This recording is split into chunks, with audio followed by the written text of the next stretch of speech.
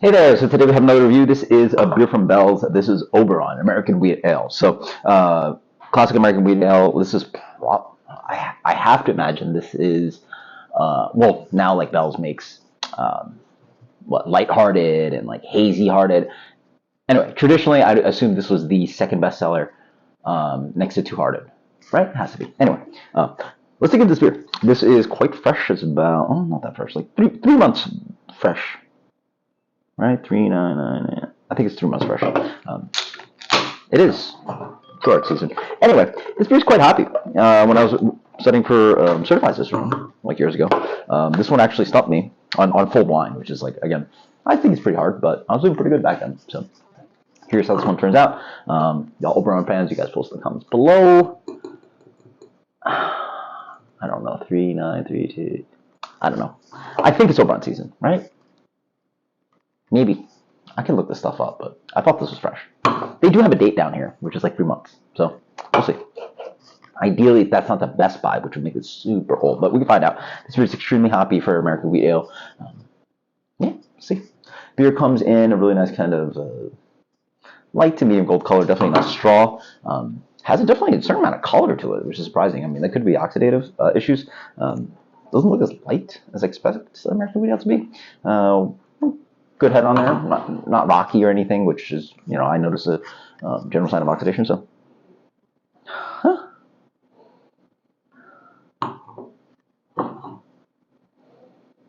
yeah, I mean, nothing too spectacular, but again, this is not an IPA, but it is going to be a little bit hoppy. You can get a little bit of this kind of like sweet orange candy note. Just citrusy, lightly citrusy, definitely American, but not over the top like IPA, maybe more like a hoppy pale ale. But you wouldn't put yourself in like Belgium or Germany with this, right? Yeah, fruity American hop character. Probably also get a little bit of ester profile, a little bit of this kind of like sweet red apple coming in, so a little bit of this kind of British character as well. Yeah, cheers. Could be a little bit British actually on the nose.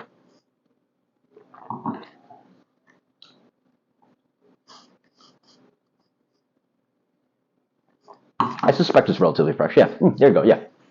So as you wait, this is crisp kind of hoppiness going on. It already reminds me a little bit of like a hoppy lager. Like the beer is noticeably hoppy. Like I don't think unless you're familiar with particularly this brand, like a good example would be something like Goose Island 312. I don't think that's remotely as hoppy as this. Like as I drink it now, I'm honestly not surprised that I guessed something hoppy on my blind video. Like years ago, I got certified cicerone. Like I don't know, 6, 7 years ago, something like that. It's noticeably hoppy. Again, I would have easily guessed that this was I would call this like an American Pale Ale. It doesn't drink like Sierra Nevada Pale Ale because obviously like it doesn't have the crystal malt to it, but it sits right there. I mean, the beer is freaking 5.8%, so like elevated alcohol, like not exactly like 4.5 or 5, just a little bit elevated alcohol. Basically let's call it like 6%. Noticeably hoppy, but not like punch you in the face hoppy. Doesn't have the lingering bitterness of an IPA, so just right in that. I call this American Wheat Ale. I would call it American Pale Ale.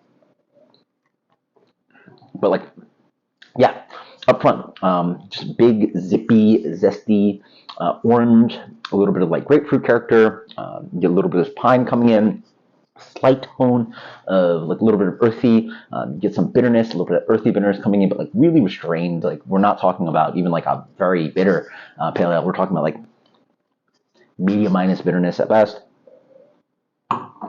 Like, yeah, we're talking like like the bitterness in the realm of like stuff of like Pilsner. But obviously it's a lot bigger, right? The Pilsner, sits around like 4 or 5 or something. This is at almost 6%. But it's really crushable. This is a very dangerous beer. It doesn't have the sticky malt that Sierra Nevada has. Granted, that beer is like relatively dry and like the crystal malt, ideally shouldn't really get in the way, and that's a very crushable beer. But this is even lighter, right? The color is even lighter. There's even less malt to this beer. You get a little bit of kind of a light biscuity tone there, but generally talking, a nice kind of just light pale breadiness, crackers. Mm-hmm. A little bit of like I suspect like This is possibly a British strain, English strain, so I get a little bit of this kind of like sweet appley tone in there, and it rides with some, as you wait more, like medium to medium minus bitterness. So I'm going to take it back, medium to medium minus, right? It has a noticeable bitterness to it, but not like, yeah, I'm still going to go like leaning on medium minus. It's really not that big. It's a nice beer. I can certainly see why people like this beer. Again, I'm not the biggest fan of Two Hearted, but this is a little bit more unique to me, right? Like, there's a bunch of IPAs that like punch you in the face kind of IPAs that are very impressive, and like Two Hearted is a little bit more like in the middle of the road, I would argue. This one is just in general relatively rare. It's very hoppy, out of place hoppy, I'd argue, for American wheat ale. I believe it's still in WJCP as a commercial example, but to me it just comes off a little too hoppy for that. And then in the end, like the American Pale Ale is a rare breed. Like everybody's making IPAs. They're either doing session IPA or IPA. The Pale Ale, the American Pale Ale, doesn't really quite exist anymore, other than like a handful of breweries, or at least successful wise, maybe some of your local breweries. But there aren't really many regional breweries, pushing that style. And specifically, Sierra Nevada is obviously the dominant beer for that. But something like this sort of still exists in the market, and people love it. There's Oberon Day out there for like a really nice kind of, hoppy pale ale.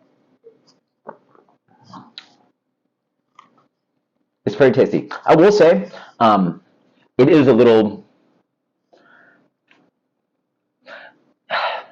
I wish it was a little bit more aromatically hoppy. I wish maybe it was just a little bit more bitter, right? It does the same thing that Too Hard does, where it's just like a little bit middle of the road for me. Like I really wish it leaned a little bit heavier one way or the other, right? We're into craft beer, so like we're almost at 6% too. So I really wish it like oomphed. It doesn't not everything has to be an IPA, right? But like wish it had a little bit more oomph to it. But then again, maybe I'm just what am I doing? Maybe I'm just contradicting myself in the sense that like. This is probably just what American Pale Ale is supposed to taste like, right? Like, so don't ask for it to be more bitter, more aromatic, because then you're getting IPA. Like, stop it. Like, just enjoy what it is for what it is, and that's what it is. So, put that on a shirt. Enjoy it for what it is, and that's what it is. I don't know if that makes any sense. This beer for me gets a solid rating.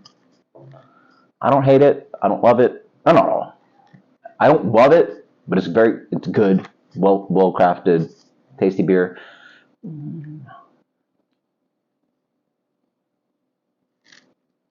I'm going to give this a solid 86.